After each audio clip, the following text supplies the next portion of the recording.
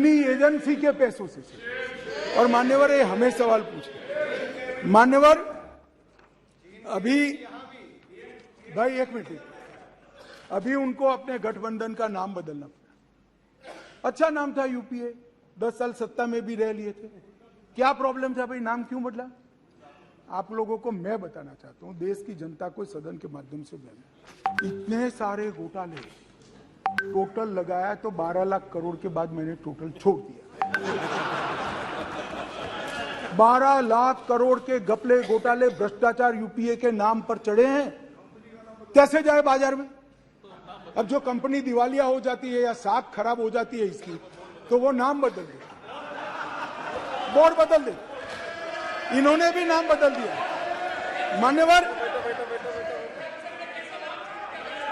मान्यवर बोफोर्स, एक मिनट भाई, बोफोर्स घोटाला किसने किया? यूपीए ने किया। 2G स्पेक्ट्रम किसने किया? यूपीए ने। सत्यम घोटाला किसने किया? यूपीए। कॉमनवेल्थ घोटाला किसने किया? यूपीए ने।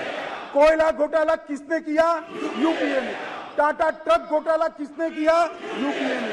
वोट के बदले नोट का घोटाला किसने किया? यूपीए। आदर्श घोटाला किसने किया? यूपीए ने।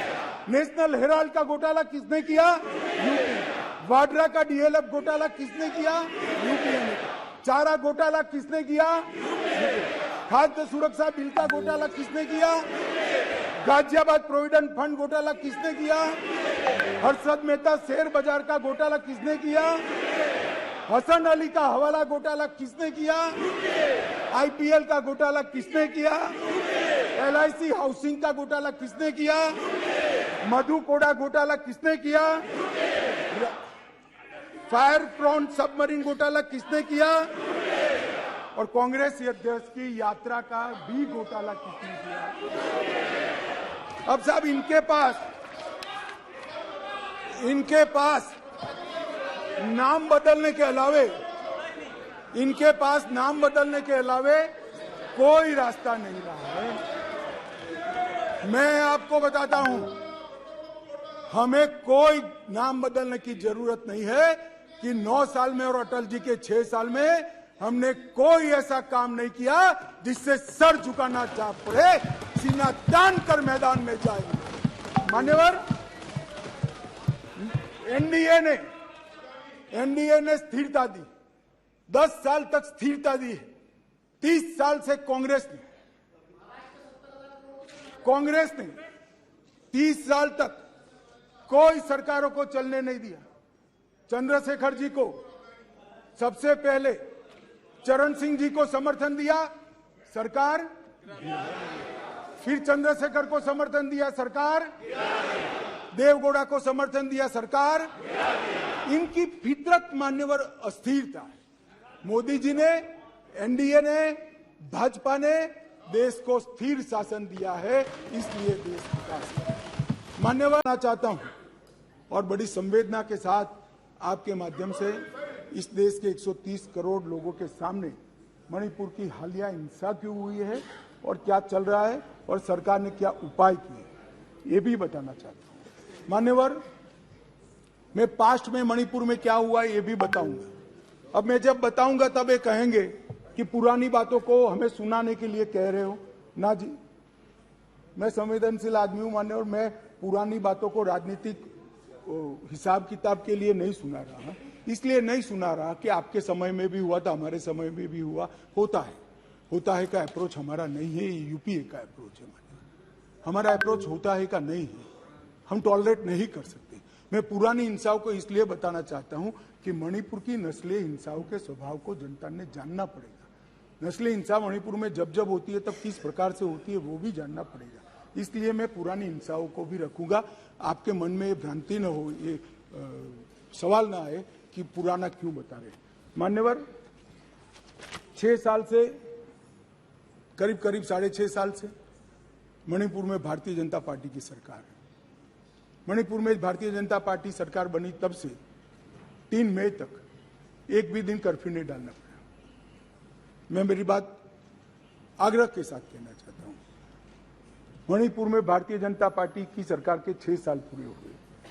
6 साल में मणिपुर में एक भी दिन कर्फ्यू नहीं डालना पड़ा, मणिपुर के अंदर एक भी दिन बंद नहीं रहा, मणिपुर के अंदर एक भी दिन ब्लॉकेड नहीं हुआ और उग्रवादी हिंसा लगभग समाप्त हो गई। ये 6 साल का भारतीय जनता पार्टी के शासन का इतिहास था।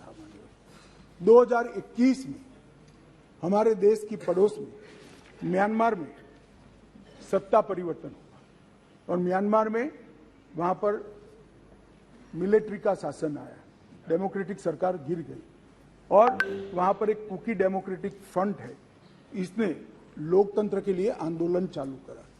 जब कुकी डेमोक्रेटिक फ्रंट ने लोकतंत्र के लिए आंदोलन चालू करा, वहां की मिलिट्री शासन ने इन पर कड़ाई करना शुरू की, दबिश बनाना शुरू की और चूंकि म्यांमार की बॉर्डर फ्री बॉर्डर है मान्यवर, वहां फेंसिंग नहीं है और आज से नहीं, आजाद हुए तब से नहीं है, फेंसिंग नहीं है, तो बहुत बड़ी मात्रा में मिजोरम और मणिपुर के अंदर कुकी भाइयों का वहां शरणार्थी नाते यहां आना शुरू हुआ। मैं इसलिए कहना चाहता हूं मान्यवर, क्योंकि उनका झगड़ा मणिपुर की मिलिट्री से था और दबिश शुरू हुई इसलिए अरे म्यांमार की मिलिट्री से था और दबिश शुरू हुई इसलिए वो यहां पर आए। मान्यवर, हजारों की संख्या में कुकीज आदिवासी भाई यहां आना शुरू हो गए और परिवार बसने लगे। कहां बसेंगे? तो जंगल में बसने लगे और एक प्रकार से मणिपुर के बाकी हिस्सों में एक असुरक्षा की भावना हुई कि हमारी जनसांख्यिकी बदल जाएगी। हमने उसको देखा। उसी वक्त मान्यवर हमने गृह मंत्रालय में 2022 में निर्णय किया कि अब ये बॉर्डर को खुला नहीं कर सकते, बॉर्डर बनानी पड़ेगी, फेंसिंग करनी पड़ेगी। हमने 10 किलोमीटर फेंसिंग पूरी कर दी है, 60 किलोमीटर का काम चालू है और 600 किलोमीटर का सर्वे चालू है। आपने 2014 तक कभी फेंसिंग नहीं की। हमने दूरंदेशी से 30 में दंगे हुए, 21 में ही फेंसिंग का काम शुरू कर दिया था। 10 किलोमीटर ट्रायल फेंसिंग बन चुकी है, 60 किलोमीटर का काम चालू है और 600 किलोमीटर का सर्वे बाकी, जिससे ये घुसपैठ को रोका जा सके। फिर एक अनरेस्ट खड़ा होने लगा क्योंकि वहां जनसांख्यिकी बहुत निर्णायक होती है मान्यवर। घाटी में कुकी भाई रहते हैं, पहाड़ पर ट्राइबल भाई रहते हैं, तो उनके घाटी में मतई रहते हैं और पहाड़ पर कुकी और नागा ट्राइबल भाई रहते हैं। तो एक जनसांख्यिकी के बदलाव का बड़ा दबाव रहता है कि हमारी संख्या, हम अल्पमत में आ जाएंगे। तो इसके लिए हमने लगभग जनवरी महीने से हमने वहां पर जितने भी शरणार्थी आए थे उनको एक परिचय पत्रक देने की शुरुआत की।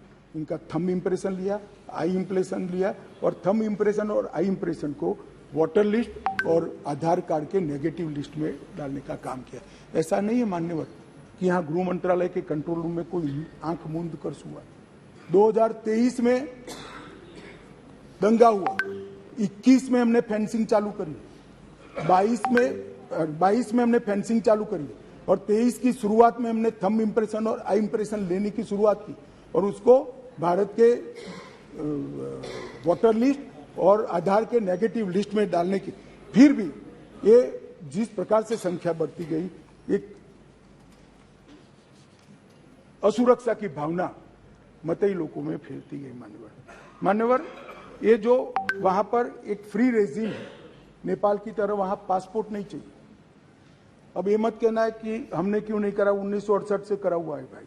1968 से एक समझौता है भारत और ब्रह्मदेश की सरकारों के बीच में कि बॉर्डर के 40 किलोमीटर से जो अंदर आएगा या यहां से 40 किलोमीटर से आ जाए उसको पासपोर्ट नहीं चाहिए।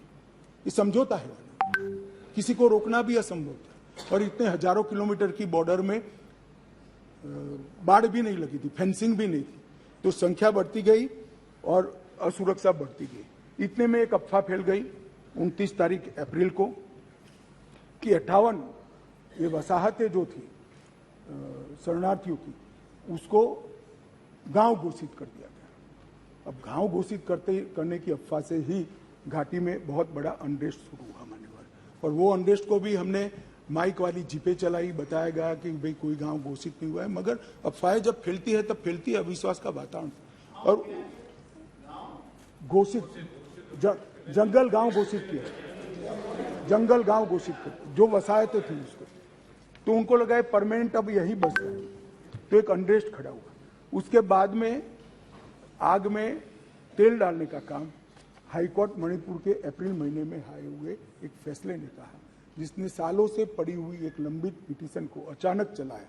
अचानक चलाकर ना भारत सरकार के ट्राइबल आयोग को शपथ पत्र लिया, ना भारत सरकार के ट्राइबल डिपार्टमेंट का लिया, ना भारत सरकार के गृह मंत्रालय का लिया, ना मणिपुर सरकार का लिया, और अचानक ही कह दिया कि 29 अप्रैल के पहले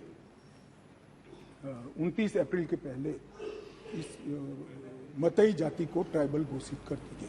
इससे पहाड़ पर बहुत बड़ा अनरेस्ट हुआ, ट्राइबलों में बड़ा अनरेस्ट हुआ कि अब मतई ट्राइबल बन जाएंगे तो हमारी नौकरी होगी। स्पर्धा का भाव होता है और स्वाभाविक है, एक कोई कानूनी प्रक्रिया के बगैर एक ऑर्डर कर दिया गया, जिसके कारण ऊपर भी, नीचे ऑलरेडी अनरेस्ट चालू था, ऊपर भी अनरेस्ट हुआ, और 3 तारीख को एक रोली के अंदर एक क्लैश हो गया, और क्लैश होने के बाद दंगे चालू हुए जो अब तक अशांत परिस्थिति को बनाए हुए हैं। अब इस परिस्थिति को आप वो क्यों नहीं गया, ये क्यों नहीं गया, इस तरह से आप तुलना मत करिए। ये परिस्थिति जन्य दंगे हैं मान्यवर। मैं आगे भी कहना चाहता हूँ, इसके साथ एक बहुत बड़ी बात दूसरी भी हुई है कि वहाँ मिलिट्री का शासन आने के बाद थोड़ी ढिलास आ गई है, और नार्कोटिक्स का भी बहुत बड़ी तस्करी म्यांमार की ओर से मणिपुर की ओर हुई है। इसके व्यापार से भी बहुत बड़ा अनरेस्ट हुआ है। मगर जो क्लिंचिंग चीज थी वो कोर्ट का जजमेंट थी, उसकी अंतिम तारीख 29 मई थी, और इसके विरोध में एक जुलूस निकला। जुलूस में दोनों ग्रुपों के बीच में भिड़ंत हुई, और देखते देखते घाटी में और पहाड़ पर दोनों जगह एक दूसरे पर हमले करना, हिंसा करना शुरू हो गया। मान्यवर, अब 2 सवाल हैं कि हिंसा शुरू करने के बाद क्या किया, मैं उस पर बाद में जाता हूँ। इतनी ही शांति से बताऊंगा, कोई जरा भी मन में, मैं कोई किसी चीज से भागना नहीं चाहता, भागना मेरा स्वभाव ही नहीं है भाई, मैं किसी भी चीज से भागना नहीं। मगर मणिपुर की नस्लीय हिंसाओं के इतिहास को समझना पड़ेगा। 1993 में श्री पीवी नरसिम्हा राव जी प्रधानमंत्री थे, राजकुमार दोरेंद्र सिंह कांग्रेस के नेता मुख्यमंत्री थे, और नागा कुकी संघर्ष हुआ। नागा कुकी भी नस्लीय हिंसा थी मान्यवर, और उस वक्त 750 लोग मारे गए, 200 लोग घायल हुए, 45,000 लोग शरणार्थी थे, और 1.5 साल तक ये हिंसा अविरत रूप से चलती रही। अब ये कहते हैं प्रधानमंत्री जी क्यों नहीं बोले, भाई 700 लोग मारे गए थे, 200 लोग घायल हुए, 45,000 लोग शरणार्थी बने। आपको मालूम है जवाब किसने दिया मान्यवर? इनको मालूम है जवाब किसने दिया? MOS राजेश पायलट। और ये मुझे नहीं बोलने देते मान्यवर। इतनी जघन्य घटना हुई, भारत सरकार से किसी ने मुलाकात की क्या था? ट्राइबल मिनिस्टर गया? ना जी। समाज कल्याण विभाग के मंत्री गए? ना जी। होम मिनिस्टर का question does not arise. MOS गए? ना जी। और ये पूछते हैं हमें कि प्रधानमंत्री क्यों नहीं गए? अरे भाई, आप जरा देखिए कि नस्लीय हिंसाओं का इतिहास, मैं पूरा बताता हूं इतिहास, मुझे जल्दबाजी नहीं है, बड़ा महत्वपूर्ण मुद्दा है मान्यवर। ये वीडियो 4 मई के दिन की दुर्भाग्यपूर्ण घटना है। दुनिया में किसी भी जगह पर, किसी भी स्थान पर, किसी महिला के साथ, किसी युवा महिला के साथ इस तरह की घटना समाज के नाम पर धब्बा है मान्यवर। इसका कोई समर्थन नहीं कर सकता, ना ये सदन कर सकता है, ना कोई पॉलिटिकल पार्टी ना कर सकती है, यहाँ की ना वहाँ की। मेरे मन में एक छोटा सा सवाल, मेरे मन में तो नहीं आया, कुछ मीडिया के मित्र जो ऊपर बैठे हैं उन्होंने डाल दिया।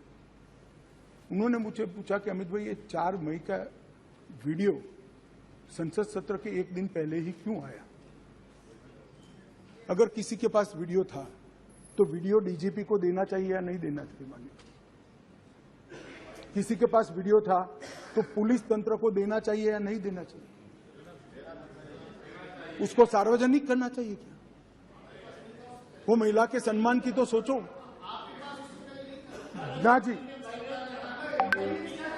इंटेलिजेंस का सवाल नहीं था भाई, वहां उस वक्त इतने हुड़दंग में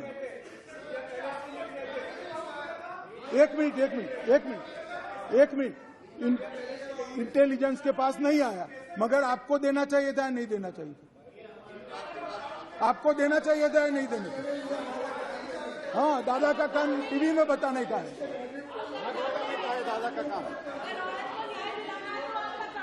मान्यवर, फिर भी मैं टाइमिंग में ज्यादा नहीं जाना चाहता। सुनिए ना भाई, मैं टाइमिंग में ज्यादा जाना नहीं चाहता मान्यवर। वीडियो किसी के पास भी था, मैं इन पर आरोप नहीं कर रहा हूं, किसी के पास भी था। अगर उसने डीजीपी को दे दिया होता तो 5 तारीख को ही पकड़ गए होते, क्योंकि जिस दिन वीडियो दिया उसी दिन वीडियो की कॉपी पर से हमने फेस आइडेंटिफिकेशन सॉफ्टवेयर का उपयोग करते हुए सरकारों के डेटा के साथ मिलान करते हुए 9 के 9 लोगों को अरेस्ट कर दिया और वो आज ट्रायल फेस कर रहे हैं जेल में। उस वक्त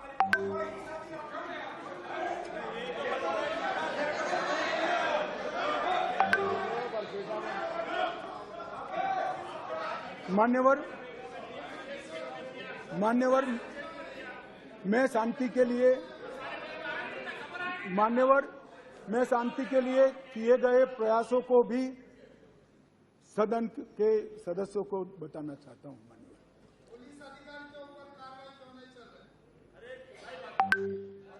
मान्यवर, मैं वहां 3 दिन रहा, 3 रात रहा।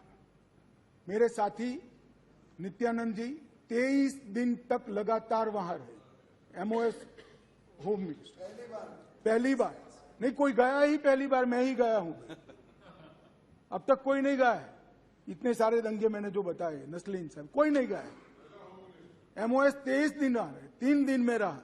मान्यवर, हमने ये सारी की जांच के लिए हाईकोर्ट के सेवानिवृत्त न्यायाधीश का एक कमीशन बना दिया है, जिसमें एक आईपीएस और आईएएस अफसर भी है। मान्यवर, अध्यक्ष राज्यपाल महोदय को अध्यक्ष बनाकर शांति समिति को हमने वहां पर प्रस्तापित किया है।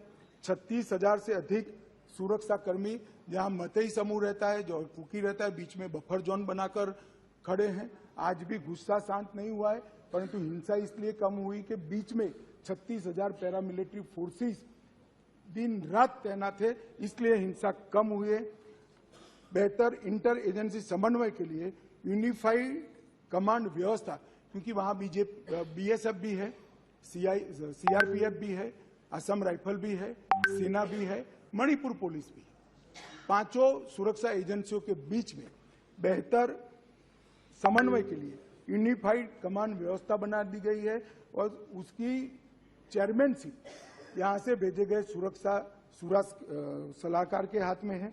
इस घटनाक्रम के पीछे षड्यंत्र वाले जो 6 केस रजिस्टर किए, 6 के 6 केस पहले सीबीआई को दे दिए गए थे। सुप्रीम कोर्ट ने और 11 केस सीबीआई को दिया है। इसके लिए भी एसआईटी आज गठित हो गई है। मान्यवर, पीड़ित और पुनर्वसन पैकेज दिया गया है। सभी मृत्यु वालों को 10 लाख रुपया चुकाने का काम समाप्त हो चुका है। लगभग 30,000 मेट्रिक टन चावल रातों रात पीयूष भाई ने यहां से वहां भेजा है, जो भी बांट रहे हैं। किसी भी क्षेत्र में मेडिकल सुविधाओं का अभाव न हो, इसलिए भारत सरकार की 8 टीमें अलग अलग एम्स से वहां कैंप के अंदर कर दी गई है।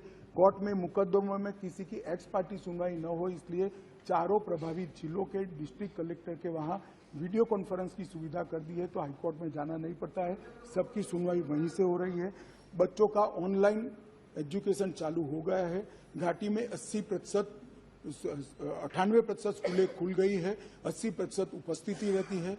2% स्कूलों में कैंप चल रहे हैं, वो भी अब अस्थायी शेल्टर बनाने की शुरुआत हमने कर दी है।